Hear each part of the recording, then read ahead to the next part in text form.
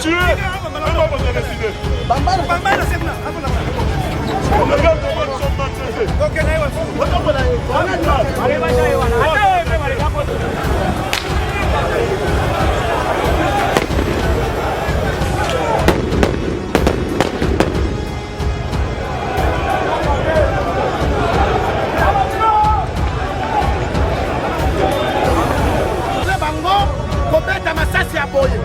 État de droit, mais c'est tout le monde qui vit sur le peuple congolais. Bino mabo funa miso na bino botala. Bamba mo be batata. Omo atake tato azali kama pona mboka. Ala kaki biso ke état de droit ko tela kata mboka. Me botala bino moko. Oui, état de droit. Donc on suka yetu na trop sauver tia to kolemba ete. Yeso ka bi signification état de droit tie yango ezo monana. État de droit ganga mo kimo état de droit yango yo.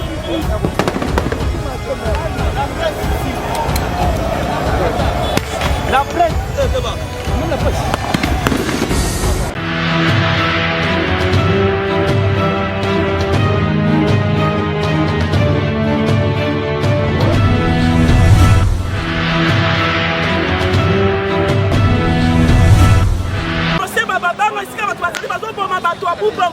C'est comme ça, hein? Le pays va mal. Non, coquille matin.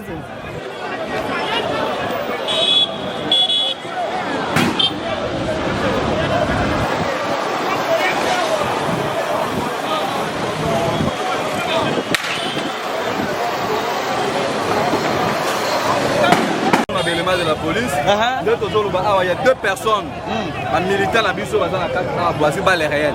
Alors je pense que non, et l'autre Félix Azoluka, que notre raison a cimenté jusqu'à ce que le peuple congolais soit déterminé entre la patrie ou la mort, parce que les lots comme on dit, Mboka na biso dans la carte occupation.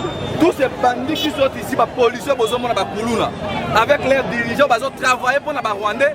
Alors je me pose les questions. Est-ce que les policiers ont bazar à Waboué? Est-ce que bazar réellement congolais? Parce que dans Mboka, tout le monde a bandé qu'on a vu sur l'Est. Bazar coupe partout, insécurité dans la carte Mboka. Mais les autres ont mis à Waboué. On a posé un consensus pour revoir Makambo électoral. Mais bon, là, élément de la police. Démocratie, on a prévu ça. Félix a se préparé. Donc nous allons affronter jusqu'à cette merci beaucoup. Présence d'Abissou, ils simplement début article 64. On dit clairement que Chilombo, Makambo, Toboyaka pas Kabila. Comme l'union sont à Saliango déjà de manière collégiale, à comme imposer le peuple congolais. Mais on dit que Chilombo a un peuple avec qui est belé. Aujourd'hui, c'est le début de la manifestation, tu bandit ma manifestation. Mais tu comprends que tu es bâti les policiers et IDPS. Parce que contre point d'habitude, mais dans la grande totale, tu penses qu'il peut être. Tu as l'article 54, l'ISO, l'ICOLO, l'ISO. Loi wana na kati ya parlement te dit que parlement wana ezali parlement de ya IDPS. To yebi que seni ezali organe matrice ya IDPS. To yebi ku constitutionnel ya IDPS to sa élection bomote. Yango to bengi peuple congolais nyonso na banda biso so banda biso boya ko kuta biso to la libanda. To la libanda lelo boya la biso mapa, boya la biso mai. On to inza les biso to lia. To bi to la libanda début article 54 bandi lelo. C'est là les policiers, les journalistes sont soi-disant ma chaîne, ils disent oui les policiers, ils ont sangana moto pour agresser les gens. Mais tu vas tirer le matin, tu vas continuer, tu vas appliquer l'article 64. On peut si Congolais sont force de défendre leur territoire national. Merci beaucoup. Les Bango, côté de Massassi à Boye. État de droit, mais c'est tout le monde qui vit sur le peuple congolais. Bino mabo funa miso na bino botala. Bamba mo be batata. Omo atake tato azali kama pona mboka. Ala kaki biso ke état de droit ko tela kata mboka. Me botala bino moko. Bomona. Boye état de droit yango yo. Ba peuple Congo bazokiawo. Bata na hôpital. État de droit ndenge ni no. Bande konanga ba peuple Congo to déterminé. Merci beaucoup. Bakomona biso ndenge dasko guerre civile. Oyo bamoni oza mukie tolemba bango pete tina suka tokena bango. Merci. Boye papa na mboka nini oyo mais c'est Chilombo aye na mokonzi ya muyibi. Oyo ezalaki ya peuple te et oye na ba promesse po mona keto simba te. Allemand d'Afrique da 3 wapi yango. Et opération 03 piango qui ne comme ya salité. Mais peuple kaka moko oyo tovotaki na biso ye te tozolobaka tobote tovotaki ye te eza lokola oyibi nga telefone namoni yo moyibi yeyo nazokobotola telefone na ngai na ye nazobotola oyo eza ya biso peuple toke na assemblée oyo ya bango ya moyibi toboyi na biso na assemblée wana oyo eza politise tolobi toke na consensus tovanda soki azokobanga te keno élection eza ya solo ki tokobetana atika consensus tosala réforme ya loi électorale biso tokenda baélection totala nani oyo akoganye mais ye azobanga yango omoni te peuple azokosalela na ye kaka article 64 oyo eza sacré ya constitution na biso elobi eke tokotelema tokobanga nzela na motu ozali kozwa bokonzi na makasi yango totelemi peuple lelo oyo ezali avant goût basala nyonso bakosala bango oyo bazokanisa lokola ke peuple yango akolemba peuple yango bakoboma baboma basilisa biso nyonso mais soki te peuple ya lumumba tozali wana mpona kobundela mboka na biso afin ke mboka ebonga makambo malamu ezala tala jeunesse lelo oyo banda kabila elobaka ke tokobalaka te tokosalaka ba 30 ans na ndako bafamille mais c'est ce que nous voyons kabila ye wana apesi bokonzi ya échec ya moyibi epai ya médiocre médiocre mpo azokokamba te mais peuple abotoli eloko na ye mabe eza pre otuna pa bajournaliste peuple abotoli ya ye alobi na ye te tobeta bango masasi papa bandeko na biso bazoboma bango ntongo pokwa na bapolisi bakuluna batangaki te bayebi eloko te lokola batelemi wana bazozelaka nde babeta biso masasi mais tobe mpona lokuma mboka na biso tokolongwa awa te ti lelo tokozwa solution place wana omoni kote tozokende na baje na bango ndeko Chilombo azosala je netakanisa aza peut-être alotaki ke akoki koleka na élection ndenge batrichelaki ye to lisusu akontinue kokende yango tolobaki ya turo ekosimba te tolobaki yango akoleka te ata pakoli dongo na nzoto na ye akoleka te au moins tovote ata ebembe so batie ebembe na Chilombo malamu tozo ebembe après tokoyeba ebembe tokosala nango mais Chilombo te mwana mobala ya mabe omoni mboka ndenge ezotambola eza malamu ndeko Chilombo asali baviolation na constitution atie bato na ye na cour atie bato na seni lelo bamepitio na miyibi baya lisusu batia motu na bango na Félix akangaka butumo yango état de droit tokosuka ye tuna biso betia tokolemba ete ye soka yebi signification état de droit te yango ezomonana ke état de droit ganga mokili mo état de droit yango ya boye koboma chaque jour koboma bakongole koboma bango nzala koyiba bango butumo banaza pouvoir rien de marche aloba le peuple d'abord personne la peuple le roté banda kota biloko mataka se ko mata rien de marche peuple congolais sa tomboki azom c'est la faille pouvoir na ye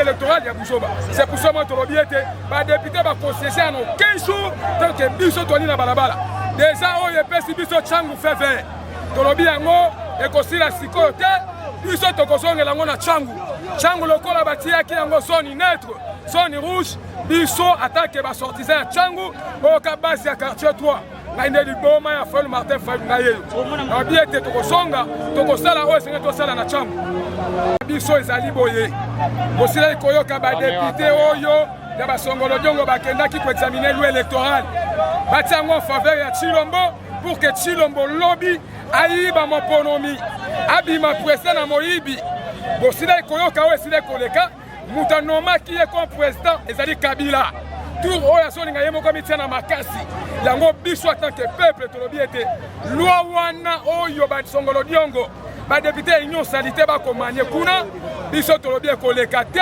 tokosalisa bareforme andeo ya bainstitution oyo ya moyibi mwana mboka oyo ezolakisake Tshisekedi nataso baza na kobanga oyo ezaki kati ya place sortie de crise Fayulu azaki ne okaka botango tata mokonzi pour le arsenal ya militaire de basiège donc biso peuple congolais tokobese brate et Chilombo continue le pôle Joseph Kabila biso continue donc awa eloko esali esengi donc il faut que la phase normalement il faut que la phase eza phase ya libération phase eza phase vraiment ya révolution le peuple congolais nyonso aya sima ya peuple nyonso peuple congolais potosala eloko oyo révolution esalema seni ekomi ekomi neti ya bato moko songolo pakala to Congo ekomi ya groupe d'individu or constitution epekisi ke groupe d'individu moko te avec s'approprier na Congo ekoma ya ye moko chose inacceptable oyo biso tokotikala kondima te bapolisier bazokontinue tokosala bavire policier na bango et ce ne sont pas de vrais policiers ce sont des policiers bazolatisa batemi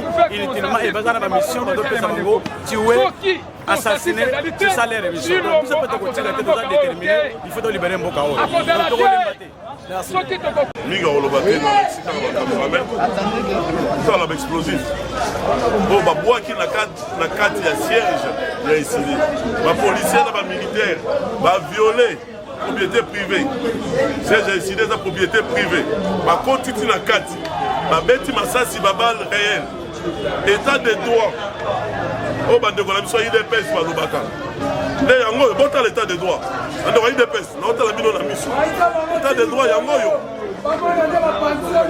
peuple congolais lelo toute tendance confondue comme un seul homme batelemaki batelemi balobi toza koexige oyo etali loi électorale badiscussion nango ezala autour d'une table.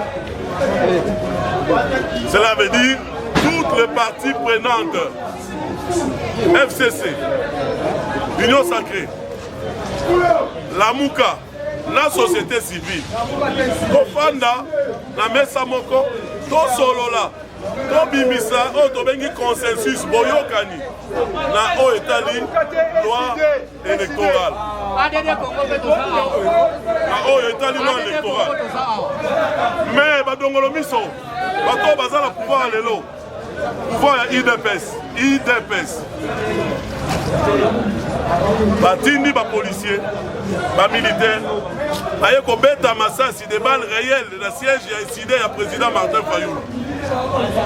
Mais le 6 juin 2022, va vivre au Tobengaka résistance.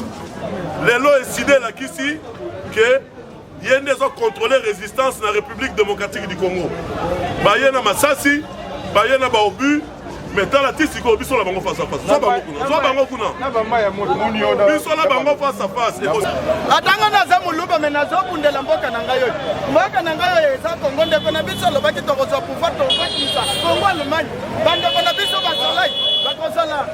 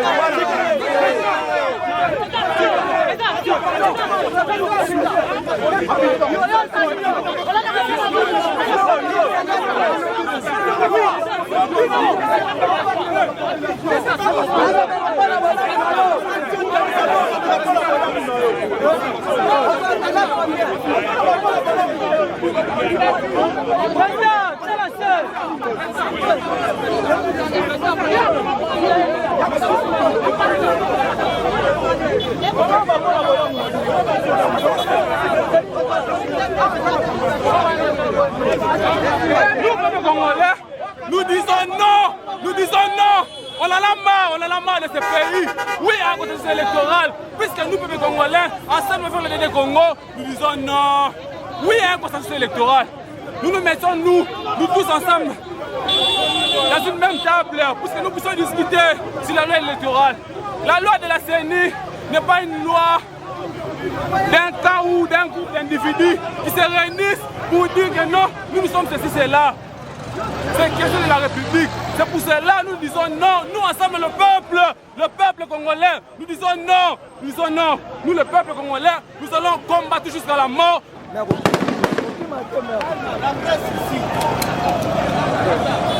La presse, même la presse.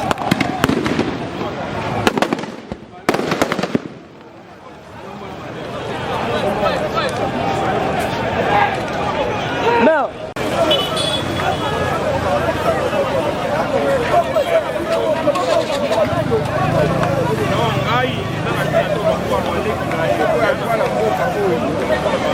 Chilombo azopose balwa na ndenge na ye vatala concession ya ningo kotanga yango te alingasa balwa na mboko yo tolingi toboyi lwa wana oyo alingi kotiango na mboka oyo tolingi yango to na kati ya mboka oyo.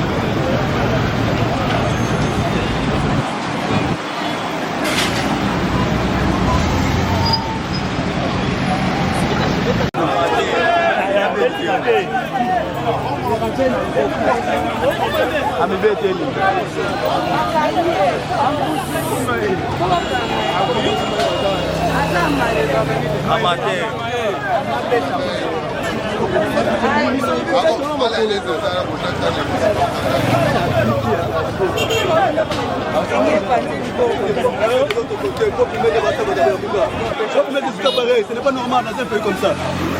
Oh.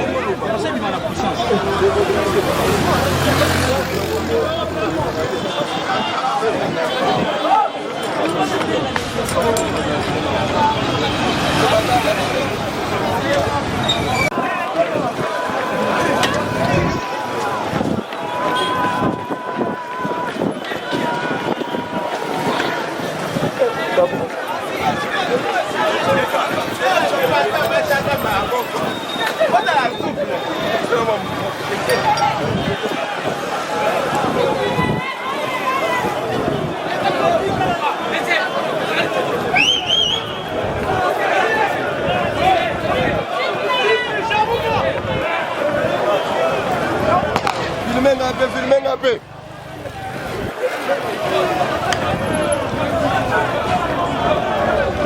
Pousse là.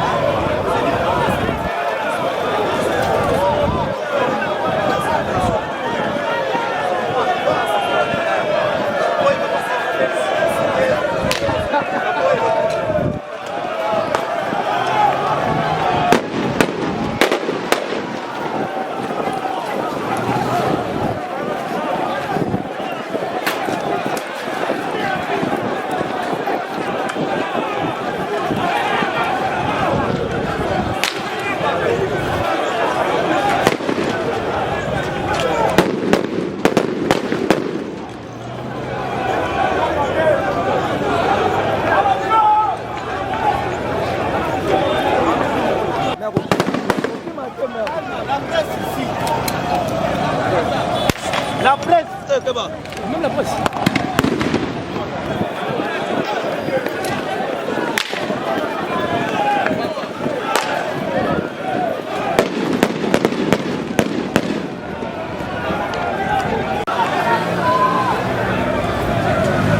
Randy. Ouais.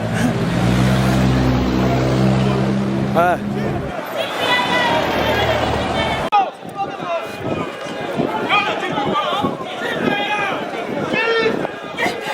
Ça va t'aider.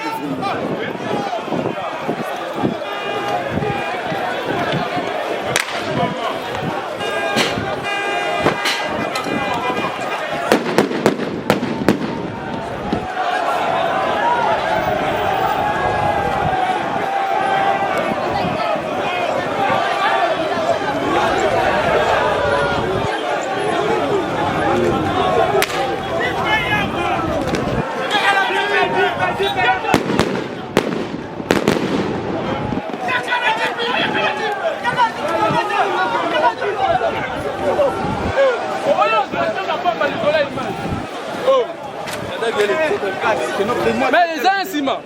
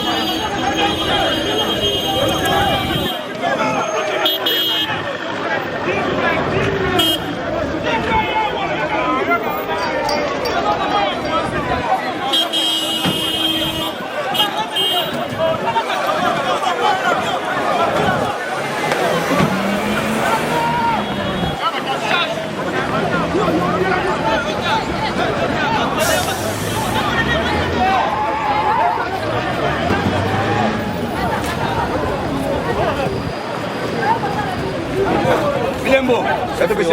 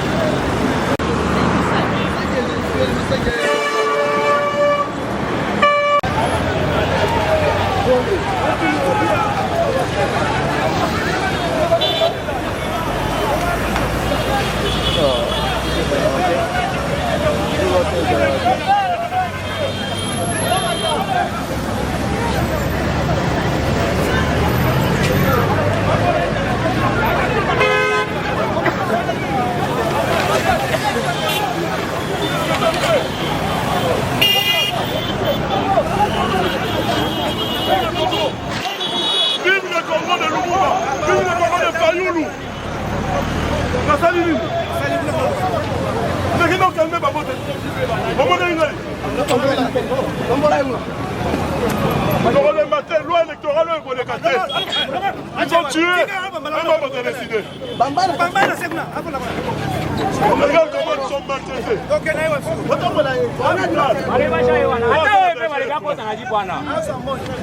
Vive le Congo de Fayoulou. Vive le Congo de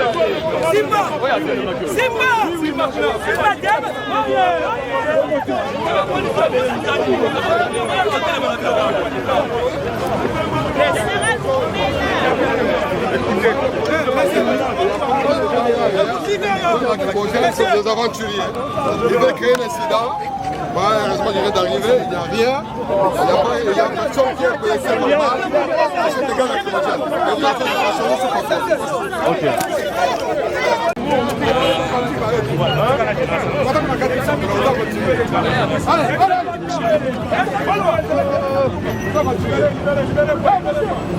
Vive le Congo.